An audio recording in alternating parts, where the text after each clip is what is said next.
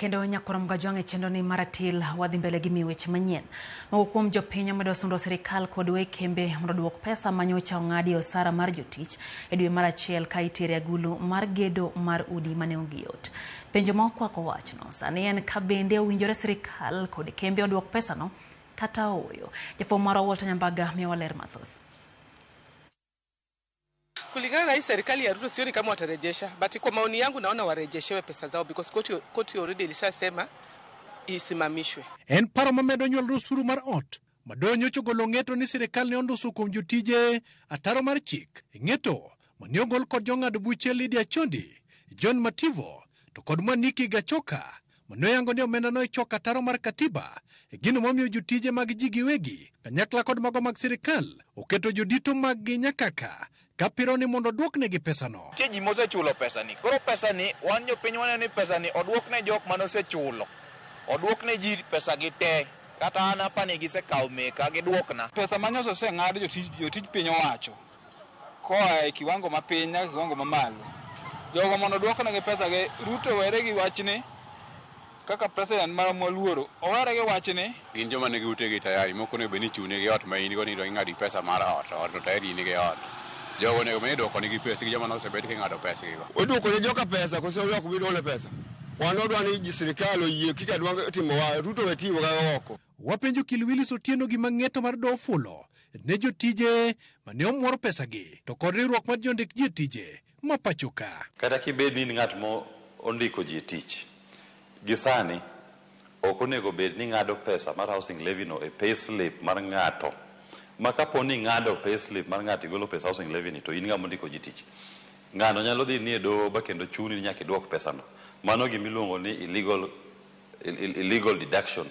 Kata jok mane sirikal ong'ado dwe mar Januar pesa mar housing levy no mano no ng'ad pesa no ka ok olo chik ma sirikal gi ng'ata mondiko jatich nigi wach mar neno ni oduoko ne jatich mano ng'ad pesa no pesa ne. Koro gima duong' ma nyaka wang'e en ni onge gisani chik moro amora momiyo sirikal maduong' teko mar ng'ado housing levy. Juma mokalo jatend kweth manoke od bura James Opiyo Wandayi bende nondiko ne tend od bura ka gidwaro ni mondo duok ne jo od bura pesa mane ong'adgi, pesa mane opod kuom jo od bura kaka osuru mar udi. Josiasa mag Azimio bende dhi nyime gi sundo ni chudo nyaka tim ne jopiny. Bang' ng'eto no ka jalony korka ochumi kod chike Bernard Ahete ni en ratiro mondo kembe odok pesa manyocha giseng'ado kuom jopiny. Bende sirikal sani ni matek e kinde ma jotich okundi mondo gichiw omenda no. To adwa ni mondo wa encourage companies mamoko bende throughout the greater republic ni mondo mi pesa manyocha noseng'ado mag jopiny ni miluongo ni usuru mar housing levy ni kaber to uduto te oduoke nikech kaka doho nowacho ni ok nen gima ni timo kaluwore gi chik. Koro wadwa ni mondo wago erokamano ni companies ma osebet ka duoko oro secular mar duoko pesa no to kende bathe be wadwa ni mondo wago koko kwa wacho ni wach mar housing levy ni sirikal mamalo nego werego chuth. Okil Otieno wacho ni ng'ata nyalo dhi e doho mondo kun sirikal mar duoko omenda no kod nyinyo. Pesa gi mano oseng'ad pesa gi ni chakre dwe mar 7 higa mokalo. To koro doho oseng'ado ni ng'eto mano ng'ad pesa gi no ok ni kare. Onego bed ni duoko ne ji pesa gi. Jopiny duto mano ng'ad pesa housing levy ni gisani nyaka duokne gi pesa gi te. Kendo mar ariyo pesa gi no onego bed ni medo gi ohala e wiye nikech sirikal nosebedo ka okawo pesa no omayo japiny pesa ma notimo godo yore mora mora.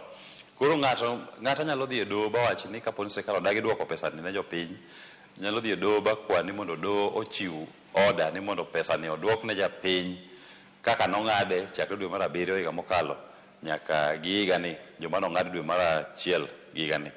Mane gima onego bed ni timo to kata ka giduoko kigipar ni giduoko ni ka gin gi luoro moro giduoka gin jochir nikech ging'e ni chik ni kodgi. Adiera maduk en ni wang'eyo ni sirikal mamalo to koluoro chik o giluoro katiba. Walter Nyambaga, Ramogi TV.